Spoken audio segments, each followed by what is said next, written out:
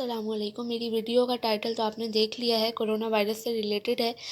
کراچی کے اندر ابھی جو ہے ایک 22 سالہ لڑکے کو تشخیص ہوئی ہے اس بیماری کی، اور اس کی فیملی کو بھی آئسولیٹ کیا گیا ہے، جو کہ ایران سے ابھی کراچی کے ایئرپورٹ پر اترے ہیں۔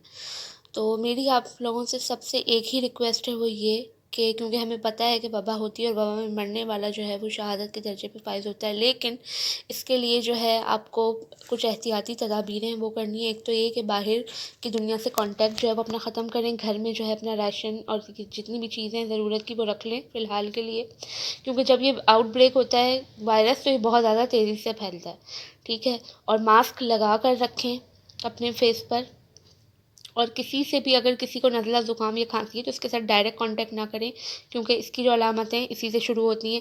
اس ویڈیو کے اندر آپ کو مختلف علامتیں، مختلف چیزوں سے بچنے کا طریقہ ہے، وہ سارا آپ ضرور پڑھیں، اور اس کے اندر ایک دعا ہے وہ پڑھیں، وہ ہر بیماری اور مرض سے شفا کے لیے، جو کہ وبائیں پھیلتی ہیں مختلف جو ہے وہ تاریخ میں ہمیں ملتی ہیں، وبائیں جو ہیں پھیلی اور اس میں لاکھوں لوگ جو ہے وہ شہید ہوئے ہیں۔ تو اور حدیث بھی ہے اس کے حوالے سے آپ صلی اللہ علیہ وسلم کی، کہ اگر کسی ملک میں کوئی وبا ہے تو اس سے باہر نہ نکلو، کیونکہ اگر تم اس میں مر گئے تو تم شہادت کے درجے پہ جاؤ گے، اور اگر کسی ملک میں وبا ہے تو اس میں داخل نہ ہو۔